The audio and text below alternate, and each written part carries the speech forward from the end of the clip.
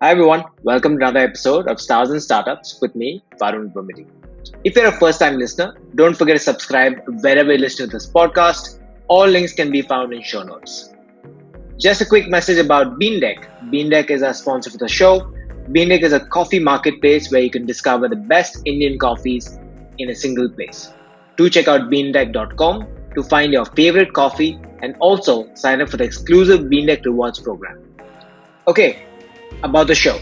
On this episode, I speak with Rohan Bhargava, co-founder of CashKaro, on building a business offering Cashbacks that has worked with over 1,500 e-commerce websites. Famously, CashKaro is a Ratan Tata-backed startup.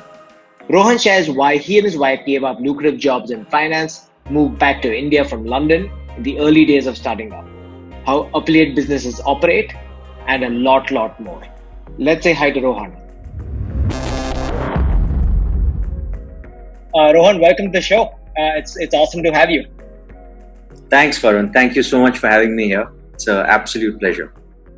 Um, I was trying to figure out, should I introduce you as co-founder of CashKaro or Pouring Pounds or, Earnkaro? There's so many sub aspects of what you're doing at the moment. But most Yeah, importantly, congratulations on the latest fundraise. thank you. It obviously means a lot more expectations from the CashKaro family. So Yes, best of luck with that. Um, so what was the pitch to these investors? And can you tell us a little bit about what CashKaro and Earnkaro is, so that our audience sure. understands what you guys do? Absolutely. So our core business is affiliate marketing, right? And what affiliate marketing means is that we're a marketing platform for various companies, primarily e-commerce. So guys like Amazon, Flipkart, Myntra, Ajio. So we do a lot of work behind the scenes to drive traffic and sales to these guys.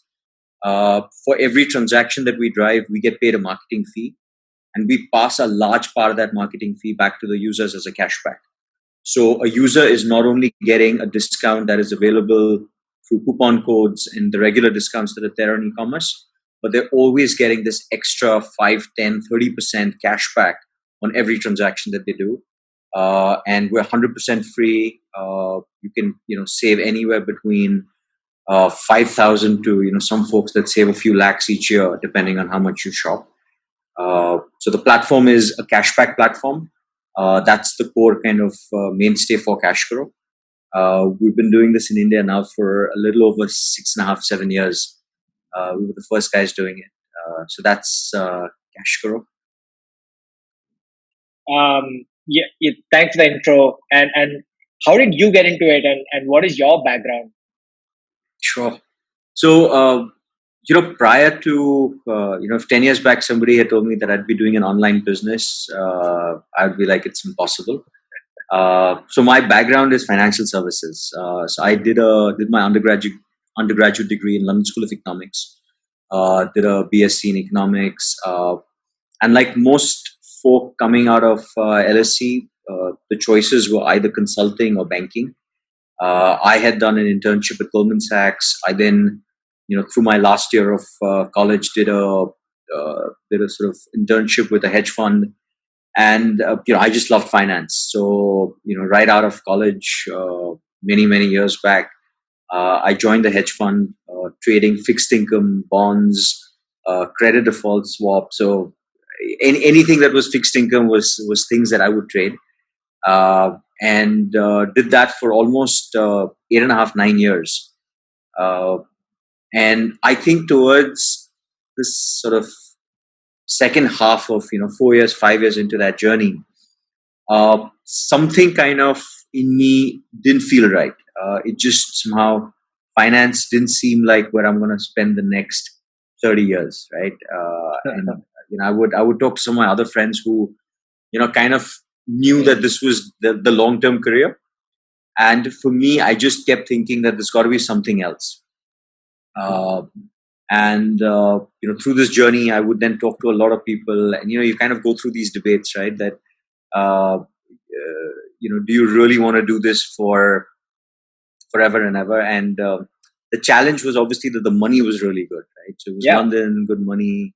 Uh, it's a very exciting industry to be in.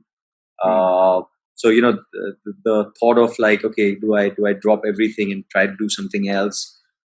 Maybe go back to B school, or so there was a lot of unknowns there.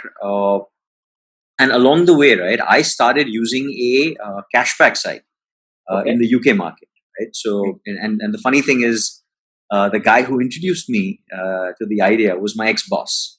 So I'm sitting in the office, I'm doing a transaction. I think it was on hotels.com. And this guy looked at me and said, "Hey, Ron, what are you doing? You should go to this cashback site, and from there go to hotels.com, and you're going to get money back." And I was like, dude, nobody does that, right? You don't get cash back for like doing transactions. And I did my first transaction. This must be 2007, 2008. Okay, that's way back in the day. That's way back, right? And wait, you guys are well-paid bankers. Why are you going to a cashback site? Look, so look, the context here is that's my boss, right? So my boss is an extremely well-paid banker, right? So he's looking at me and saying, "Hey, Ron, you should do this." I'm like, "Okay, let me try this." And the number was 10%, right? So I was going to spend, I think that trip was going to be roughly about 500, 600 pounds. I was going to get 60 pounds back for doing nothing. I was like, look, that's not a bad gig. Yeah. So yeah, I tried it out, and the thing just worked, right? And I was like, wow, you know what? This concept makes a lot of sense.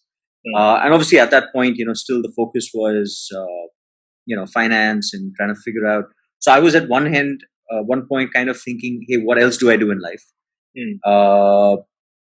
There was still a lot of stuff happening in finance. There was a lot of learning still to be done. But as you have it, I started at least using this cashback site personally. Something amazing that happened along the way was, I remember my parents were taking this trip with their friends to Australia. Okay. And my dad was like, "Look, Ron, we're a bunch of non-techie people, and I need you to sort out hotels, flights for all of us, and build an itinerary and do all of that, right?" So I was like, "Look, I'll obviously do that for my folks." But what I also did was I kind of made all their bookings, right? So I did. So it's like, imagine 5 couples going on a 21-day holiday to Australia, New Zealand. I made £1,000 just doing their bookings, right? And at that point, I was like, look, something is just crazy with this idea, right? That I have just made £1,000 for things that I would do for my folks anyways, right? And so slowly along the way, while I was doing finance, a couple of years into it, I kind of became a person who really enjoyed that whole cashback idea. And as I started looking around, right, I realized that most people were not using a cashback website. The concept was not that well established, which is where I felt that there was this massive gap, right, to fill. So it was love for the product, kind of trying to fill a void of what do I do with my career, what is exciting for me. That got me thinking more about, look, can I do this, right? So can I actually run a online business? And at this point, I'm coming from an environment where I have no idea what a website is, how to build up. Like it was like absolutely alien, right? Trying to get into this. Sure. We'll get to that in a second, right? Sure. So this was 2007 is when you stumbled upon the cashback opportunity.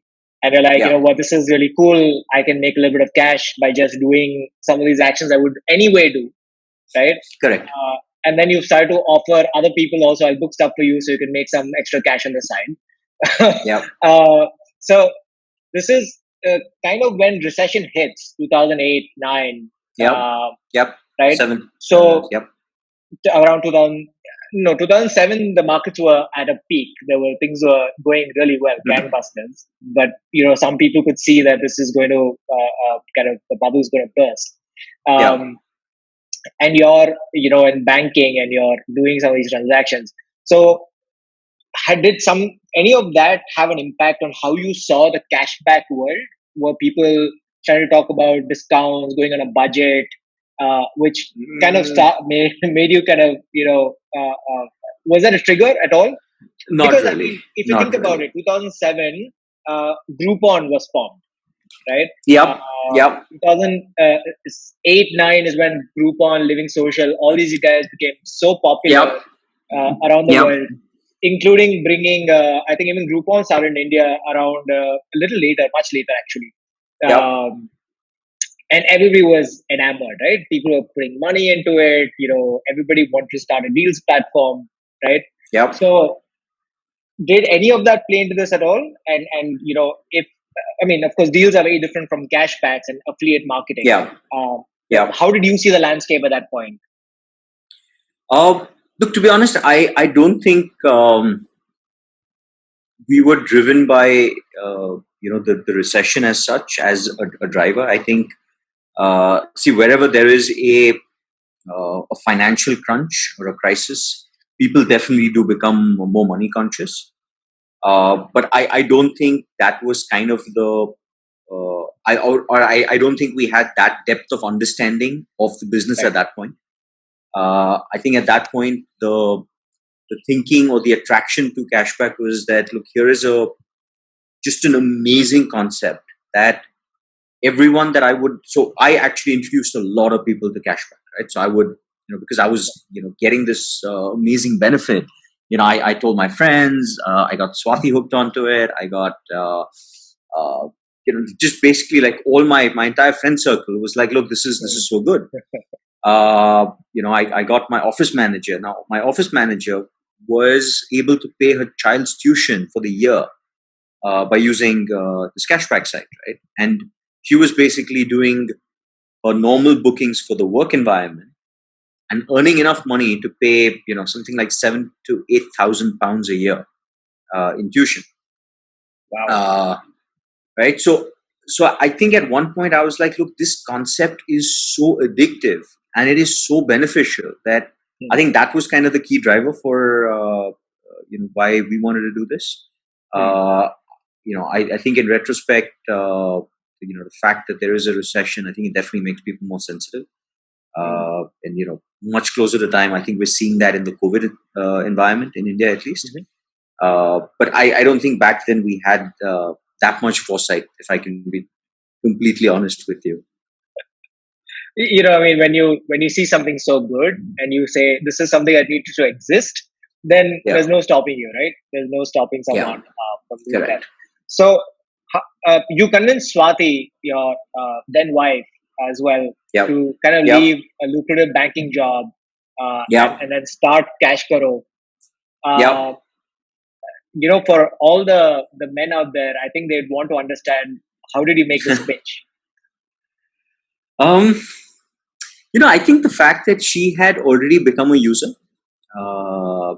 and I think it so happened that we were both at that point where we were kind of a little fatigued with banking, right?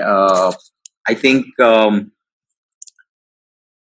hours are long, right? So I think anyone who's kind of done that life, it's a very rigorous life. So I would get to work I was in work at about 6:45 every day. AM, right? And because you need to be there before 7 or something, or? Before markets, right? So and because you were trying to track different markets, you kind of had to buy sort of X amount of time. You really needed to know what was going to happen, right? And it's not like the day would end when the markets would end. You kind of continue, right? So it was this tough life. Swati, who was on the investment banking side with Goldman, her days would start a little later. So, they would start around 9ish, but then they would go on till like, 11, 12, midnight. And that was it, right? And, after like 4 years, 5 years, you kind of like, you're sort of trying to evaluate, like, is this the life that I chose for myself, right? And at that point, we were thinking that, look, if you're going to work this hard, is there a better way? And do we want to just work for ourselves if you're going to work that hard, right? Because obviously while the upsides are there, they're kind of not enough to kind of take over someone's life. So I think it so happened that the timing was really good, right? Right. And then a lot of things started to fall into place, right? So we found somebody in the technology piece and other things. But I think convincing Swati was not that hard, especially because she was ready for a change. She was already a avid cashback user. So I think it was the right time. Perfect storm.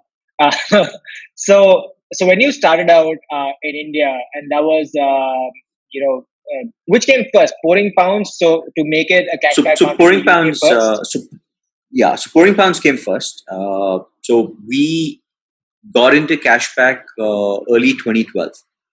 Okay. And the initial version of what we were doing was more as a B2B company. So we set up a B2C company, a site called pouringpounds.com. But in the UK, the idea was that we would provide this as a technology to companies like newspapers, banks, trade unions. So basically anyone that had a captive market base. And through that market base, we would kind of acquire customers. So you're saying that if you were to acquire a newspaper or a bank, then they could offer this as an additional service to their customers. Exactly. And they can show that they can add more value to their users. Exactly. So the idea was, so the first partnership that we did was with the Daily Mail Group. And it's the largest media company in the UK. And they created a program called the Mail Rewards Cashback website. And we were running that, managing that. So everything behind the scenes, from the retailer relationships, the operations, the technology, everything was managed by us.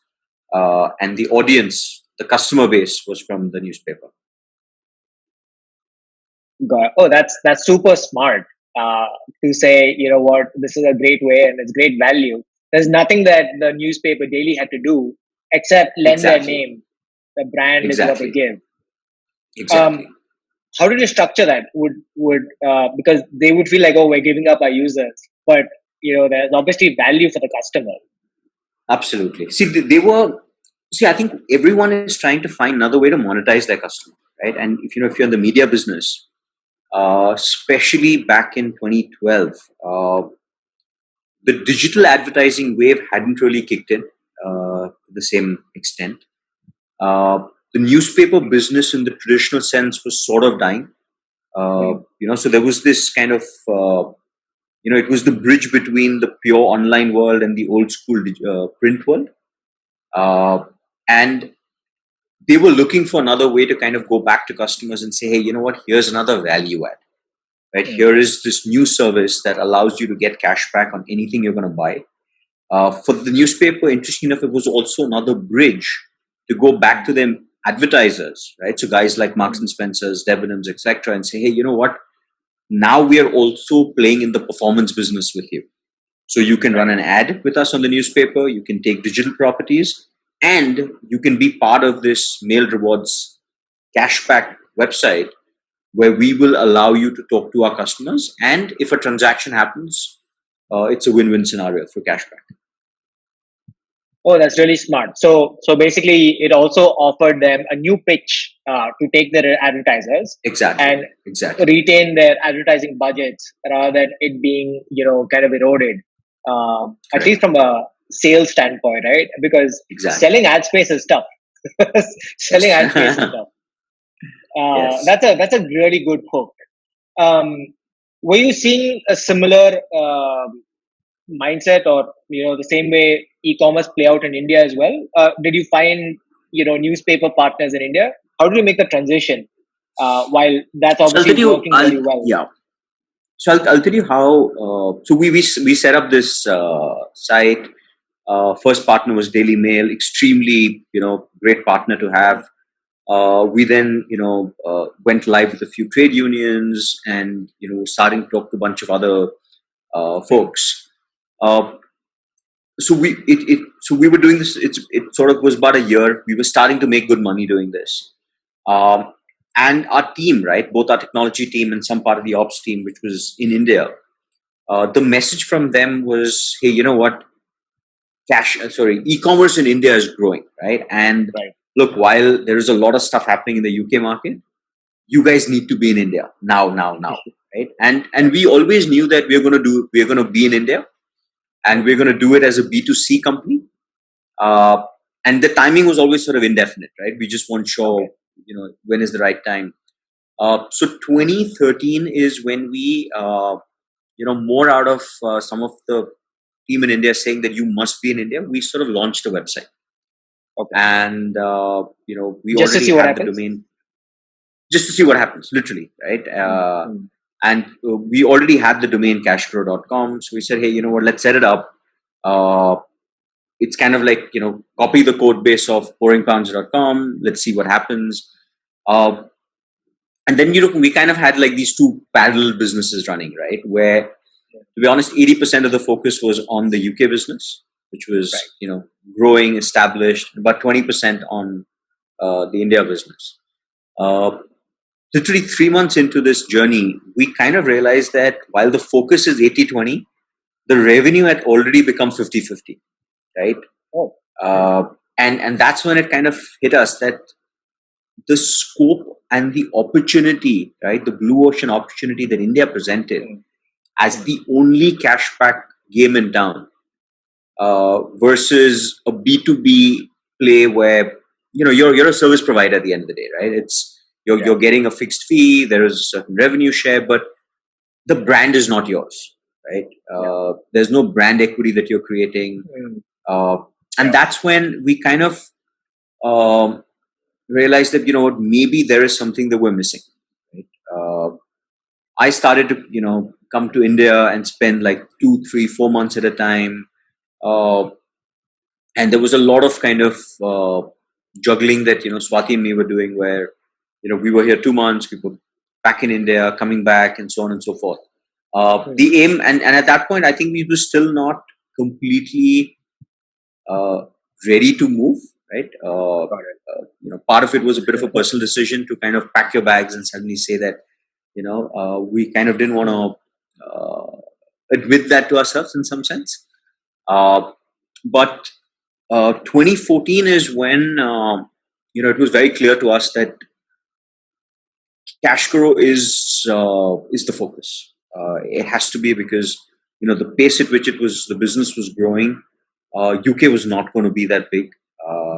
And while, UK would be a reasonable revenue size, it was not going to grow exponentially.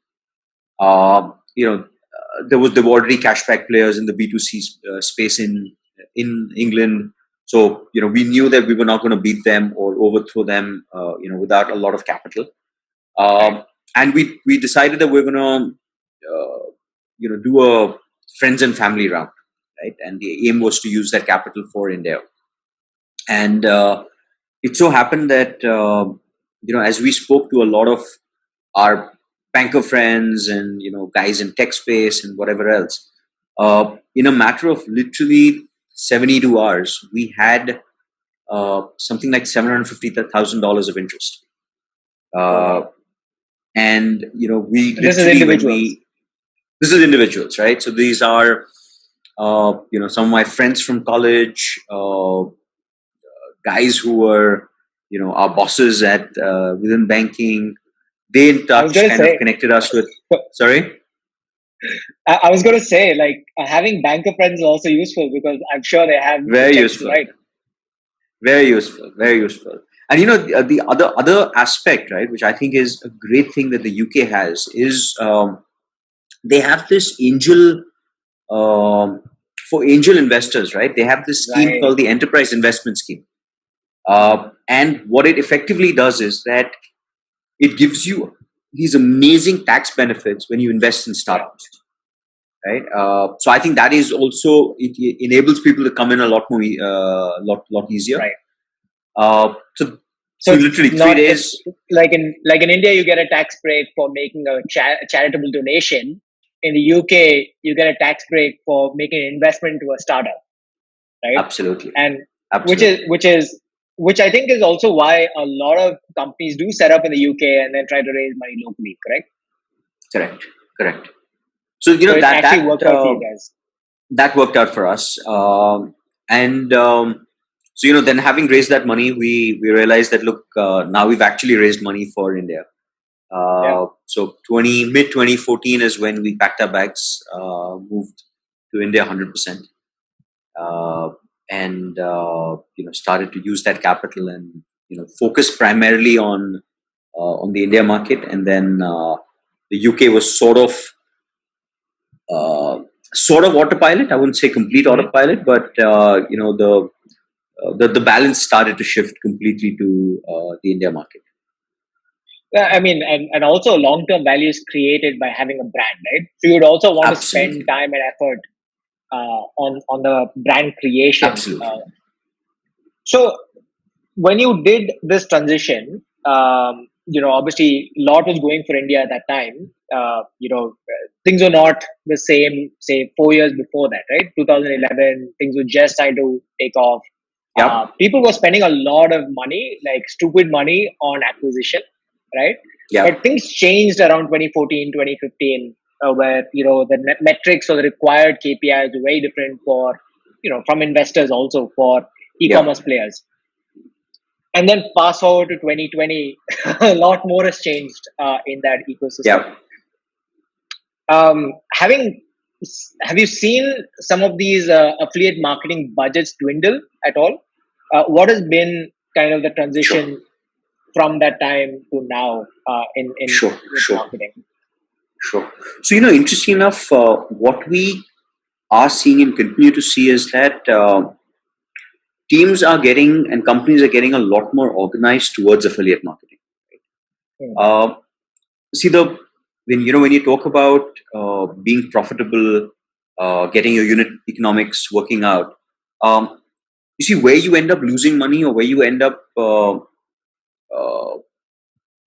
not getting the right ROI in place is when you do a lot of TV or a lot of even a lot of Google and Facebook and display marketing, because what you pay for is a click. Now, that click may or may not translate into a transaction. That click may or may not translate into a user that is going to be a repeat user for you. So a lot of money is going towards just the clicks, but not actual revenue, right? What we do is we get you actual revenue, right? So we would agree with, let's say, a brand and say, hey, I will charge you 20% for every sale. The brand knows that, look, we're a 30% margin business or a 40% margin business. So if somebody is taking the ownership of getting me a transaction, I only pay them if the transaction happens. I pay them 20%. I keep 10%, right? And because brands are getting more and more unit economic conscious, we're seeing people invest more and more towards affiliate marketing. Versus changing some of the budgets. Obviously what has happened is, and again it's depending on which cycle businesses are in, right? So if you look at someone like an Amazon, they have not changed their program much at all, right? In fact, as we have become more and more relevant to them, the budgets, the special incentives, the everything is actually only getting bigger and bigger, right? And we see the same trend with a bunch of other retailers. So I would say is that because you're becoming a preferred channel for them, and hence they're saying, okay, let's spend more because we'll then attract more users because of the captive audience? Exactly. What has been the shift? Yeah. See, the shift is them realizing that here is a channel that actually that allows me to really monitor my unit economics. Right? With affiliate, you know that you're going to spend 10% on a sale, right? Okay. And that's it, right? With every other channel, it's an unknown, right? I could spend, and what we've been able to consistently show to all our brands is that we are always cheaper. So in some cases, in cases like fashion brands, we're actually 50 to 70% cheaper than any other paid channel that they're using, right? Including guys like Google and Facebook. and that's what's getting a lot of guys to realize that, look, affiliate marketing is something that we need to focus on. Right. There is a lot of re-education that needs to happen. So I think a lot of the guys who are today doing digital marketing for e-commerce have come from a world where it's primarily been Google, Facebook. They've done a lot of display marketing. They've done TV and radio, and a lot of them have not really grown up through a world where they've done a lot of affiliate, right? So affiliate also becomes a little bit of, okay, let me relearn and re-understand what is the value that we're bringing to the channel, right? But I think newer brands that have kind of grown through affiliate marketing, they have realized that, look, affiliate will probably be about a 15 to 30% part of that business, and the more affiliates that they can create, the better unit metrics that they can justify as they grow. For a marketer to choose between affiliate versus any of these other channels, is it the question of, okay, here I'm able to drive demand rather than there's a push? Okay, the reason I'm asking you this is, if you look at Facebook, you're basically pushing, say, a campaign or a new collection or a new product that is being launched, and then getting that user to then click through and come and at least browse, right? Whereas in CashKaro, you can't do that, right? Because you're basically saying, okay, this is what you can showcase, and it's kind of bringing the user through a different channel, like that, right? So how does a marketer decide between these two channels? Because I feel like they have different objectives. Look, the basic objective for any marketer is to drive a sale, right? And there is a price for driving that sale, right? So now, whether you do it through Google or Facebook or TV or radio or affiliate, you're always kind of comparing and stacking up these different options that you have, and going with the cheapest channel available to you. Now, let's say if somebody is using Facebook, right? So they would say, hey, you know what? There's a certain audience that I want to target. For that audience, I want to give them this particular ad. When they click on the ad, they will come to my page and they will, transact or not transact, right? What we do as an affiliate marketer is we look at the e-commerce website. We figure out that, hey, what are the kind of offers, deals, products that we should promote to our audience, right? So we have a captive base of about almost 6 million users. So we will then do a lot of analytics and figure out, hey, you know what, which segment of users is most relevant for this offer, right? And we then get them to click on that, either go directly from the offer that we've sent to them and go directly to the e-commerce website, or they come to CashKaro. From CashKaro, they go to the e-commerce website, right? So in some sense, we're doing the same thing. In the case of Facebook, you're tapping into the Facebook's captive audience. In our case, you're tapping into our captive audience. And where the marketer needs to determine what is better is just a comparison between how much does Facebook charge me for a transaction versus what does CashKaro charge me for a transaction. Do they ever question the cannibalization of an existing user? It certainly comes up. The way, think of it as, let's say that there is a loyal user to Ajio, right? So there's somebody who, and by loyal I mean somebody who knows Ajio. When they see a great offer or they see a deal or they have a need, they will go to Ajio, right? So either through an ad or directly. Now, this is a user who knows Ajio. It's not that Ajio is not retargeting and remarketing to this user, right? And if the case was that, look, just because I have shopped on Ajio once, I will always automatically come back to Ajio. Ajio should not be running any remarketing ads on Google, Facebook, Criteo, and 50 other remarketing channels that exist. Right? Yeah. So now you sort of say that, okay, there is a certain price that you're paying to get back a sale from an existing user, right? What we are consistently showing is that we are cheaper than even that price. So it's not about like affiliate marketing is not really a new user product, right? It is a remarketing product, right? It is a product that we get you a sale. Now you can choose what does it cost me to get a user back to my website, right? Because because every website is running ads across the board. Are we cheaper than that or not? And as long as we can continue to be cheaper than that, we're the preferred choice over anything else. And the question really comes down to is, we were definitely not anywhere close to where the kind of scale that Facebook has, right? So while we may be cheaper than Facebook, we may plateau out at, let's say, X thousand number of transactions, right? And if somebody wants to get to 10x that number, they kind of say, okay, look, I've taken as much as CashKaro can give me, but now if I need to grow further, I need to go and do more in other channels.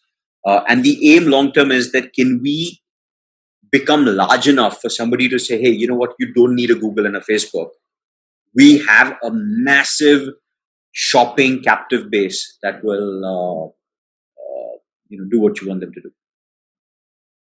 Awesome. No, this is fantastic, right? Because there are not many people doing that. And is there any moat to doing this? Getting all these partnerships, creating the technology behind it. For a business like CashKaro, is there any moat at all? Oh, look, I think doing something for a long time gets you a lot of experience, right? So the analogy that I would give is that you can set up an e-commerce site today easier than ever before.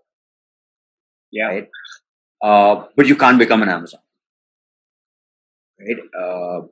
You can get access to products. You can get access to supply, right? So today, if you went to a Levi's and said, hey, you know what, will you list or can I buy stuff from you and sell online? Yeah, Levi's would be sure, and you can go to the top 100 brands and they'll be very happy to, give you a cut and a reasonable deal. But that's just the start, right? That's one side of the equation. The second side is, how do you grow this business? How do you scale it? How do you build the right people, the right marketing ethos, the right customer service? Constantly innovating on the website and the technology, and a bunch of other things, right? So, yeah, I think getting this started, I think is doable in many ways, right? And I think if you spend literally half an hour googling cashback technology, cashback site, cashback whatever, right? You'll probably find 20 people who can give you the technology, right? But that's just step one, right? Right. It's everything else that we've built that kind of creates that moat for us. Over time, I remember you mentioned this once. You said a lot of your users are starting to come from smaller towns, tier 2, tier 3. Has the adoption been, far greater now with, Geo being available and people finding cashback, even that few rupees go further over there? Are you seeing a shift from consumption patterns? So we always when we started off, we weren't quite like, our initial gut was that, look, it's tier 2, tier 3 will probably adopt to the product faster. Their sensitivity to maybe a discount is much more, and I think increasingly that myth keeps breaking for us, because what we find is that the number of iPhone users who use us, or the number of, so if I just break down our user base by premium being 20,000 and over mobile device and lesser, I would say 60% of the base is about 20,000 rupees worth mobile phone and over, and 40% is the second half, right? And so, what is interesting is that there's a certain, like, cashback is not about how much money you have. I think cashback is a lot about uh, a certain type of personality, right? So, for example, there's a certain type of person that collects miles. Now, the only way you get miles is by flying on an airline, right? Which is an expensive mode of transport. And some people do it with a lot of diligence. And some people will take forever to even, take that one step forward to say, hey, you know what? I have to get a card. I have to fill out a form. I have to then keep my card. And then every time when I'm booking, I have to either tell somebody or do it on my own to put that card. Now, if you think about it, it's kind of like using a cashback website, right? Because what we're telling you is that, hey, you can go to a site directly, or you come to CashKaro, one extra step, and go there. So I think there's a certain type of person, right, that does it. Obviously, it helps that if you have lesser means, then maybe you value it that much more. But then your spends are also lower, right? So the amount of cashback you get is also lower. So I think it's a mix. Yeah. Exactly, right? So I think what we are finding is that the audience for CashKaro is as much tier 1 as tier 2 and tier 3. What is the insight then to start Earnkaro? Okay, I think that's the method of a CashKaro customer now offering, or curating products and allowing others to buy through their link. Correct? Yeah. So you just kind of absolutely fund the cash back into a different way of looking at it. Correct. So the idea with Earnkaro was, can we enable somebody to take affiliate marketing, right? And create that as a revenue source. So effectively, see, that's what CashKaro does, right? So CashKaro has tied up with everybody, and we make money by getting our users to use us. Can I now give everybody the basic goodness of CashKaro in their own way, right? Now, in order to do that, I just need to be able to create these affiliate links. So I have, let's say, a group of 50,000 or let's say 500 people that are part of my WhatsApp groups. Now, this could be college friends, family, extended family, school, etc., right? Can I now tell these people that, hey, you know what? Here is a great deal. Here is a great offer. And enable these people to make money by doing that, right? So the idea with Earnkaro is more a B2B2C product. So we are looking at people who join Earnkaro as entrepreneurs, right? These are people who are looking to create a micro business of their own, and we're just a platform that enables them to do affiliate marketing easily. And you're competing with, in the last few years, there have been a few players doing this in a different way, right? Where they're acquiring their own products, they're creating an e-commerce channel, and then they're saying, use our, WhatsApp links to then allow people to buy, and then you can earn 10 rupees, 15 rupees, whatever that is. Are you seeing adoption picking up through these because they trust you and there's some different? So right now the people that are using Earnkaro, right, or the early adopters of Earnkaro, and Earnkaro is very, very early in its life cycle, are people who kind of understood affiliate marketing before we existed. And what Earnkaro has done is allowed them a very, very easy channel to accelerate their growth, right? So, there were guys who had WhatsApp groups, people who already were YouTube influencers who were using affiliate links. They were doing it on Instagram. They were doing it on Pinterest. And, it was easy to do Amazon and Flipkart, right? Because they're well-established programs doing that. But for everybody else, it was like, look, it's very hard to get there.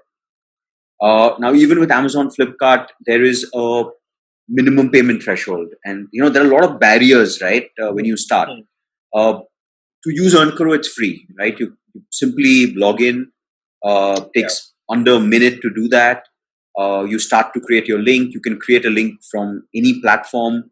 We're not kind of getting you to a point where you say, hey, you know what, let's start filling forms. Let me start taking your PAN card and your GST and other stuff, right? So we say, hey, you know what, open platform, come create, use, and the minimum payment withdrawal limit is 10 rupees. So we've made that very, very easy for people. Now, the next stage of what we're trying to get to is, can we get the people participating in social commerce? Guys, people who are using Meeshos and Shop 101s. Can we give them Earnkaro as another platform? Right? And we're in no ways competing. Right? We're saying that, hey, Meesho is a fabulous platform. You can make money by reselling products that are available on Meesho. Right.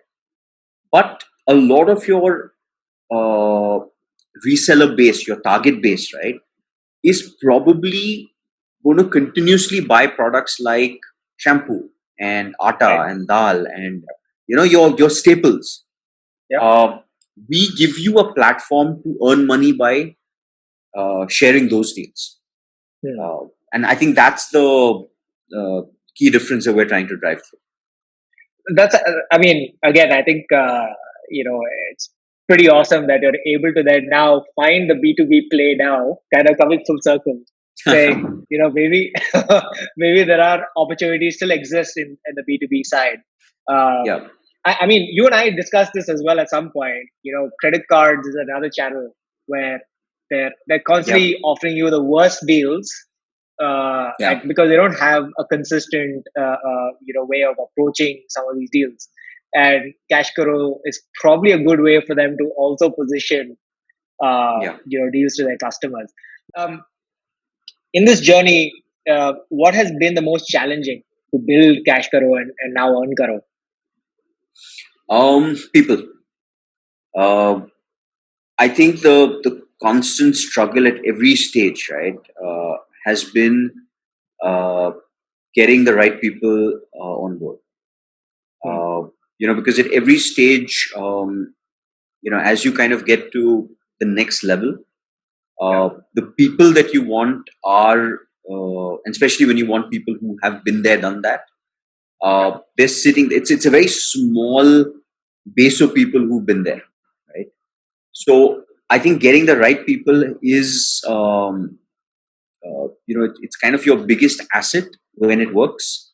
And if you don't have that, then it's probably the biggest struggle. So I think, even today, anywhere between 25 to 30% of my time consistently goes towards hiring. If that time goes to 50%, I would say it's still well spent. But I think that's the consistent challenge. People. You constantly have to create that second layer, right? And if people move on, and you need to keep filling that gap or void. On that note, are you hiring? What kind of people are you looking for? So we're looking for people in multiple roles. Marketing obviously is the core to what we do, so we need to have excellent people in those verticals. So we're constantly looking for good people with digital marketing experience in any vertical, right? We're looking for people like product people. I think those are some of the people that we're looking for. But yeah, I think while the roles will be many, attitude and overall kind of hunger, passion is what probably gets us most exciting when we meet people. Awesome. I'm going to leave the link to careers page if that helps. Bring in new applicants from the show. I'll be most happy. On the note of deals, what is your prediction of the deals business? I know CashKaro is a little different from deals because you're not focusing on that. But there was this time when deals were extremely popular, right? And it was also at the expense of the business. The businesses were taking losses to fund deals. Do you see that ever coming back? People have kind of moved on from deals. And I think people have stopped expecting there to be a deal because they know there's a catch. Look, I think the biggest... so when Groupon started off, right, which is kind of the origination of deals, right? I remember what got everybody's attention was they had sold something like $4 million of Nike product in a span of a few hours, right? And that had never happened digitally before, right? Now at that point, the business was purely, it was a group buying concept, right? So the idea was that, look, a deal will trigger when it gets to X amount, right? Otherwise, look, nobody is going to get the deal. So it was purely a volume business, right? And I think what changed over time was that the volume mentality kind of went out, right? So it wasn't that a business was going to get X thousand amount of sale, right? What it morphed into was, even if you sell one product, you get a great deal at a crazy price. And that is when businesses started to lose a lot of money because the product was fairly commoditized. So, for example, a massage or a haircut or and those things became so commoditized that people were like, look, who's going to give me the best deal, right? If it's not this place, then I'll go somewhere else. And I think that is where the value started to erode, right? And we never really went back to a group buying concept, right? Groupon was group buying, and that never happened, right? And I'm sure if even today, if somebody goes to a restaurant and says, hey, you know what, I will get you committed X amount of money for the next 6 months, but what you need to do is you need to price your buffet at 40% the price. So now a business gets money upfront for services to be rendered over a period of time. There's breakage in the business. There always is in this kind of system. And the business has to fundamentally be able to cover whatever you're doing, right? So, for example, a restaurant business will typically be a 60-70% margin business. If you're giving 50% off, then look, you can survive that, right?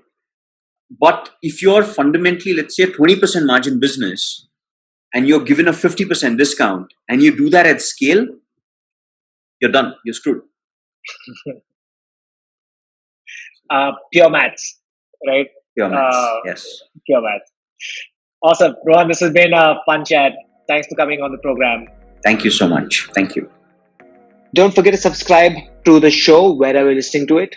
And please share the podcast with your friends and whoever you think may enjoy Stars and Startups and listening to the doers from the Indian startup ecosystem. I would really appreciate it if you can leave a feedback if you're listening to this on iTunes. And of course, if you're listening to any other channel, do comment, like, share, and subscribe. Okay, I will see you on the next episode.